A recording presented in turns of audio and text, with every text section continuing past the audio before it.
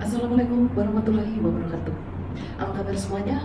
Jumpa lagi kita di BMP2 Channel, bahas masalah pertanahan dan perumahan. Kali ini kita akan membahas tentang tanah ex partikler. Nah, apakah tanah ex partikler itu dan harapan penuntasan program PTSL, yaitu yang program sertifikasi tanah masyarakat yang sudah diawali dari tahun 2019. Ternyata memang sampai saat ini masih ada kurang lebih 6 bidang tanah yang belum selesai, dan dari seluruhnya 126 juta bidang tanah, termasuk tanah partikelir.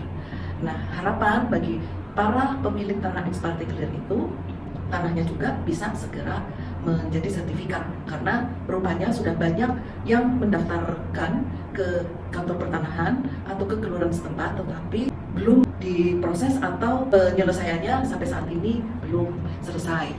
Jadi belum terbit sertifikatnya. Tanah ex partikelir ini memang banyak para pemiliknya yang mereka juga tidak mengetahui suratnya itu yang seperti apa. Hanya saja ketika dahulu mereka itu melakukan pengalihan, apakah itu berupa jual beli atau hibah dari orang tua ke anaknya, di situ disebutkan tanah yang dihibahkan atau dijual tersebut adalah tanah ex partikelir. Tapi banyak para ahli warisnya itu yang memang tidak mengetahui itu bentuk suratnya seperti apa.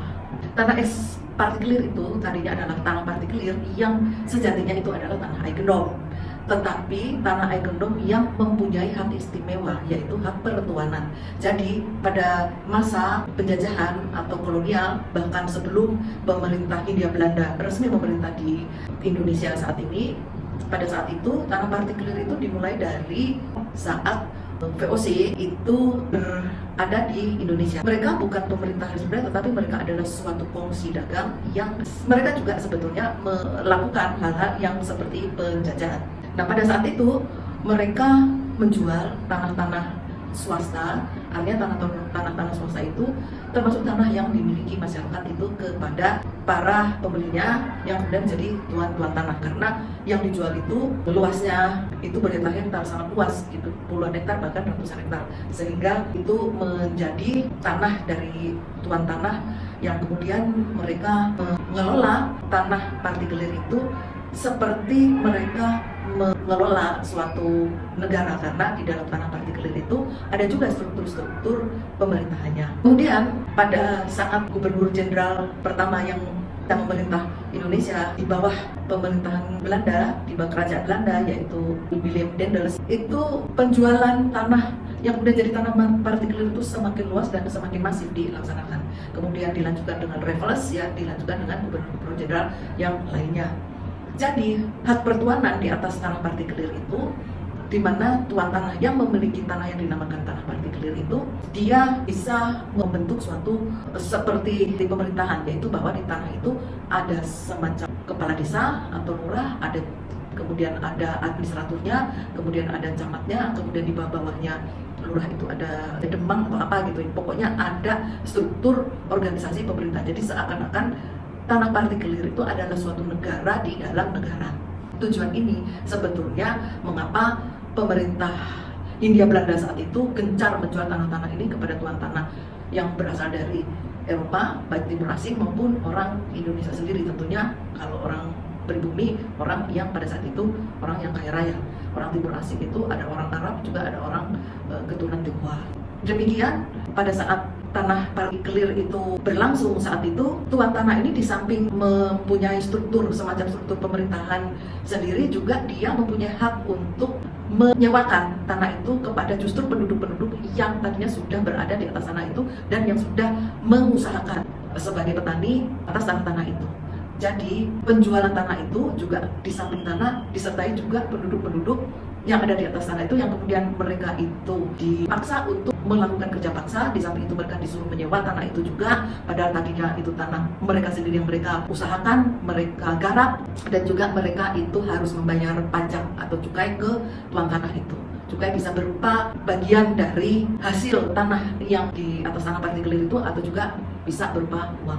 Nah inilah yang kemudian ada kejadian-kejadian di mana kalau sekarang mungkin namanya demo ya, demonstrasi gitu dari para petani ini yang mereka karena merasa diperlakukan tidak sebagaimana mereka manusia yang sebetulnya mestinya mereka adalah pemilik tanah itu, tetapi justru mereka disuruh kerja paksa, masih disuruh menyewa atau disuruh juga membayar pajak-pajaknya adalah pergolakan-pergolakan di mana mereka memprotes kondisi-kondisi yang demikian.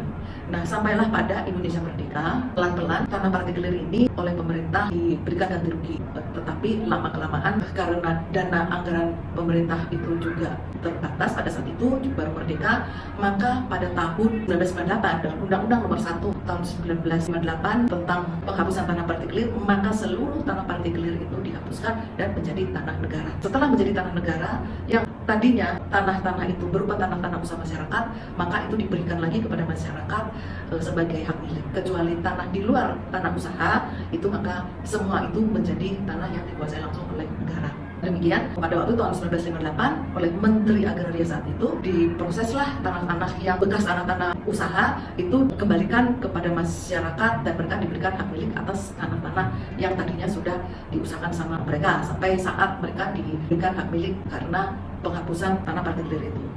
Namun 2 tahun kemudian terbitlah Undang-Undang Pokok Agraria tahun 1960. Pada UU-PA itu ada pasal mengenai konversi di dalam pasal 2 tentang konversi itu, di situ bahwa tanah-tanah macam-macam ya, situ ada tanah Grand Sultan, ada tanah Durwo atau tanah namanya tanah Durwo lah, saya bisa membacanya seperti itu, termasuk tanah partikelir itu harus dikonversi agar supaya nanti Menteri Agraria bisa memberikan penegasan atas tanah-tanah itu, kemudian mereka mendapatkan sertifikat hak miliknya.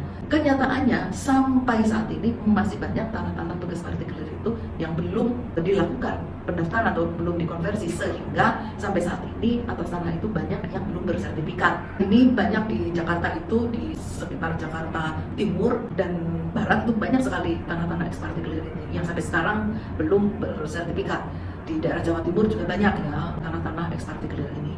Pada saat pencanangan PTSL, program PTSL, pendaftaran tanah sistematis lengkap, di mana banyak tanah-tanah belum bersertifikat itu kemudian terbitkan sertifikatnya, tetapi kemungkinan karena memang anggaran untuk PTSL itu terbatas sehingga pensertifikatannya untuk tanah-tanah yang belum bersertifikat ini juga dilakukan dengan skala prioritas. Mungkin yang tanah yang dokumennya dan datanya itu paling lengkap atau walaupun tidak lengkap tetapi bisa dibuatkan surat keterangannya oleh lurah atau kepala desa, dan yang terakhir tanah-tanah eks partikelir yang memang kebanyakan para pemiliknya itu tidak memegang surat apapun, sehingga yang tanah-tanah eks partikelir ini tertinggal dari tanah-tanah lainnya yang sudah terlebih dahulu di proses sertifikasinya. Tanah partikelir ini sebetulnya tercatat di letter C desa. Di situ ada di letter C itu, di situ ditulis bahwa ini tanah eks partikelir atas nama siapa, atau atas tanah partikelir itu sebetulnya ada juga dirinya.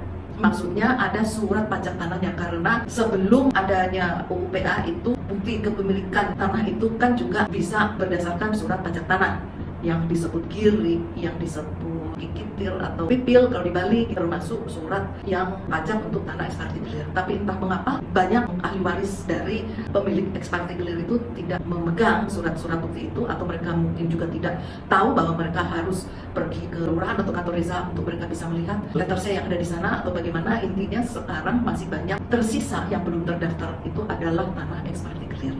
Demikian, ketika tanah eks partikelir itu akan disertifikatkan, maka masih diperlukan data-data pendukung lainnya. Targetnya PTSL itu seluruh bidang tanah di Indonesia itu pada 2025 sudah harus bersertifikat.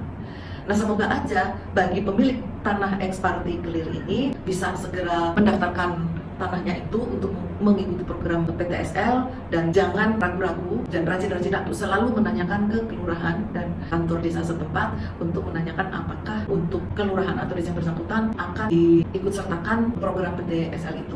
Nah, demikian untuk tanah eks partikelir ini yang seperti saya katakan bahwa tidak usah khawatir bagi para pemiliknya bahwa tanah eks partikelir ini pun akan bisa menjadi sertifikat hak milik atas tanah sepanjang nanti bisa juga menyiapkan data-data pendukung. Nah, kalau sudah masuk program PTSL itu mestinya ada kemudahan bahwa kekurangan data pendukung itu mungkin akan dicarikan solusinya berupa keterangan-keterangan atau berupa membuat pernyataan-pernyataan dari pemilik tanah dan sebagainya, sehingga itu nanti akan diterbitkan sertifikat hak atas tanahnya atas tanah eks partikelir itu. Jadi jangan khawatir, tetap rajin-rajinlah untuk selalu menanyakan kapan giliran tanah yang belum bersertifikat itu akan dilaksanakan di kelurahan atau desa setempat. Demikian hal yang dapat saya sampaikan, semoga ini bermanfaat. Tak lupa saya ucapkan terima kasih kepada yang telah memberi subscribe dan like-nya. Wabillahi taufik wal hidayah. Wassalamualaikum warahmatullahi wabarakatuh.